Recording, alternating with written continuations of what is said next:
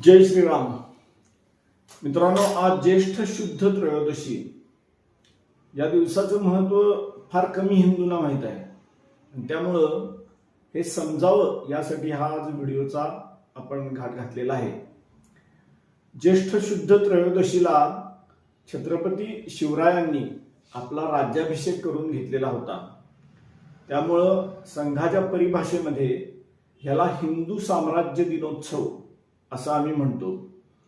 हिंदू साम्राज्य दिनोत्सव का, तर शतकांच्या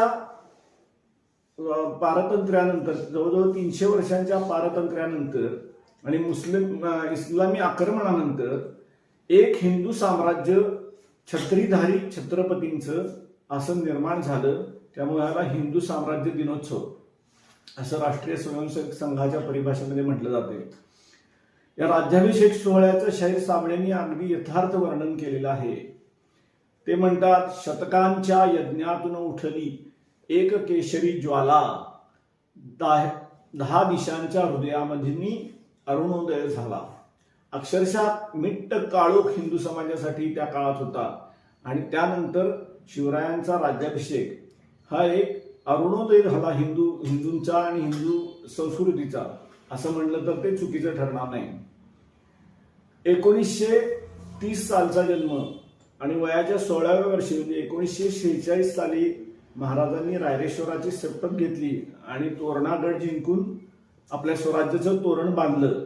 तिथनं पुढे केवळ 28 वर्षामध्ये महाराजांनी आपल्या कर्तृत्वावर आणि आपल्या सवंगड्यांच्या साथीनं अतिशय मोठं साम्राज्य या शाह्यांच्या विरोधामध्ये उभं केलेलं आपल्याला दिसते. प्रचंड कर्तृत्व या शिवरायांचं होतं हे आपल्याला वेळोवेळी जाणवतच. त्यातनं त्यावेळी मरणप्राय यातना भोगणारा हिंदू समाज होता.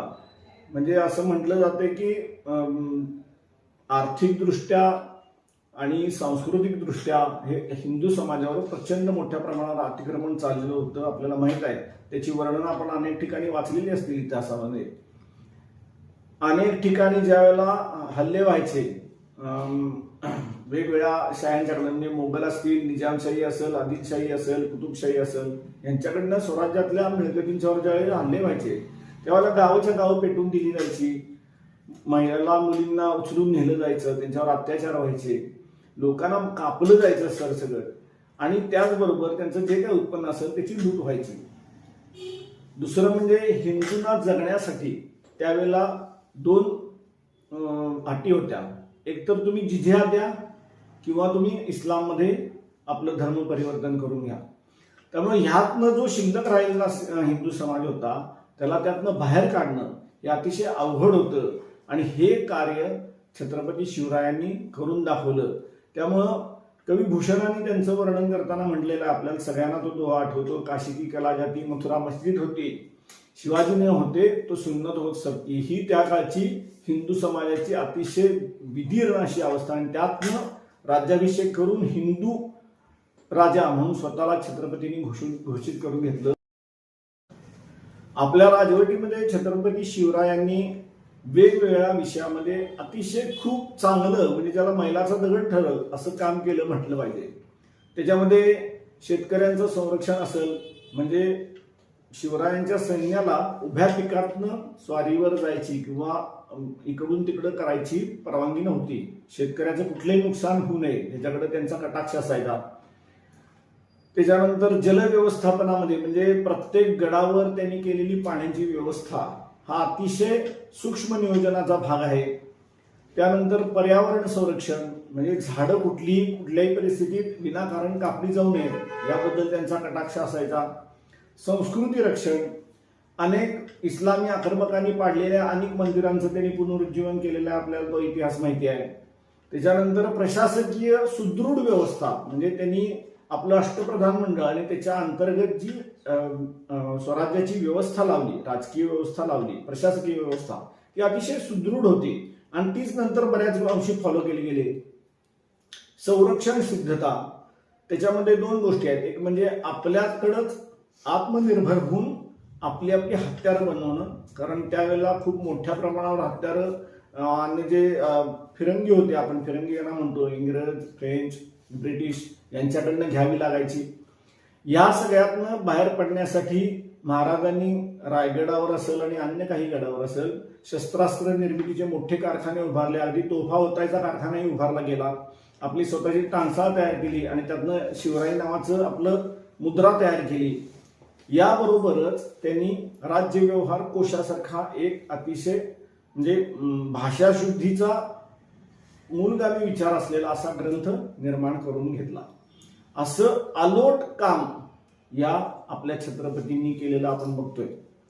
आता या सगळ्याचं जे शिवराज्याभिषेक दिनाचा जो विषय आहे हा खरं म्हणजे राष्ट्रीय स्वयंसेवक संघानं स्थापनेपासून साजरा करायला सुरुवात केली. म्हणजे आता संघाच्या स्थापनेला 100 वर्ष झालेली आहेत आणि संघाच्या स्थापनेला 100 वर्ष झाली तसंच हाही उत्सव 100 वर्ष संघामध्ये केला जातो. दरवर्षी याचं आयोजन होतं.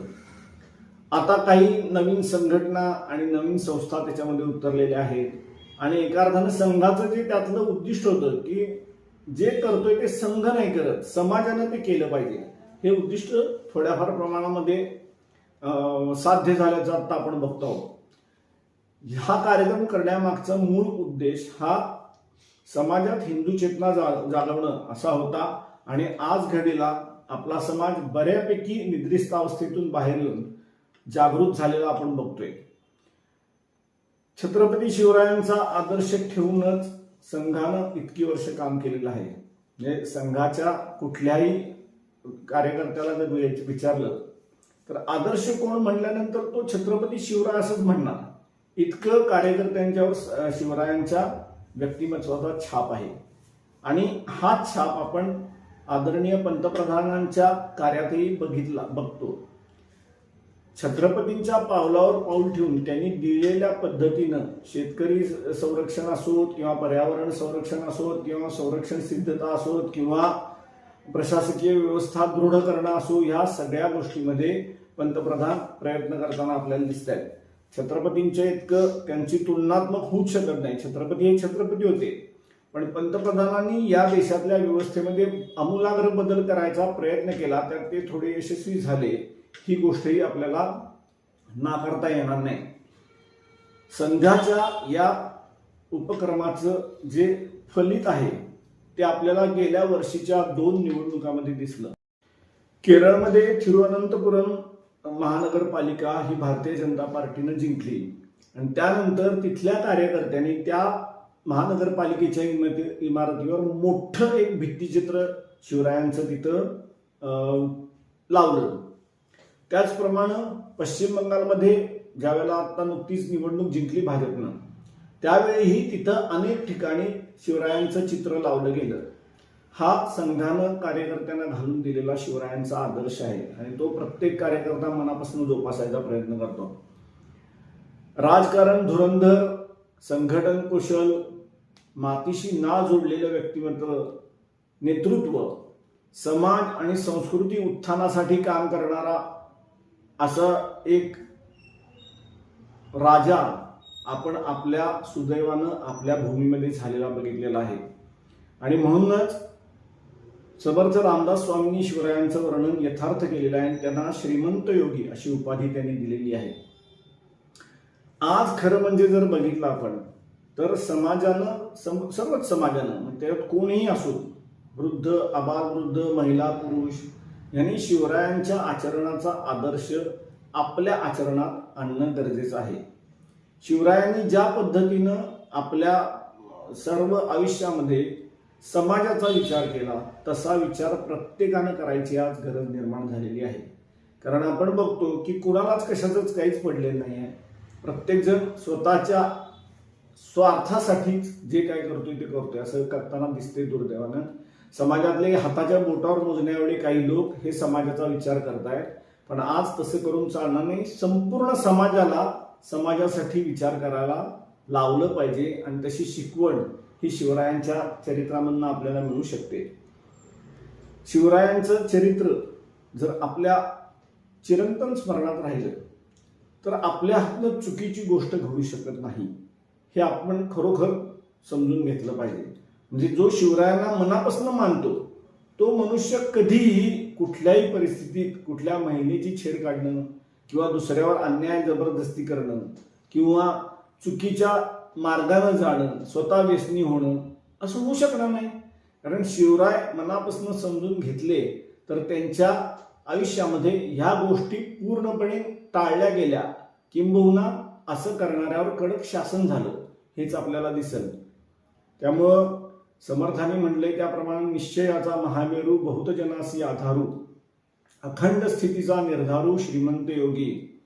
शिवरायांचे कैसे बोलणे, शिवरायांचे कैसे चालणे, शिवरायांचे सलगी देणे कैसे असे, ह्या दोनच त्यांच्या श्लोकामध्ये शिवरायांचं वर्णन जे आलेलं आहे ते वर्णन आपण मनात ठेवावं. शिवरायांचे सलगी देणे हा शब्द त्यातला फार महत्वाचा आहे. समाजामध्ये एकमेकानं आपल्या बरोबरीच्या असलेल्या प्रत्येक व्यक्तीला प्रेम दिलं तर या समाजामध्ये कुठल्याही प्रकारची विषमता राहणार नाही, कुठल्या प्रकारचा असंतोष राहणार नाही असं मला वाटते. आणि त्यामुळं आज ज्येष्ठ शुद्ध त्रयोदशीच्या निमित्तानं शिवराज्याभिषेक दिनाच्या निमित्तानं, हिंदू साम्राज्य दिनोत्सवाच्या निमित्तानं आपल्या सर्वांना माझी विनंती राहील की पुन्हा एकदा शिवचरित्र वाचा, नुसतं वाचू नका तर समजून घ्या. जय शिवराय.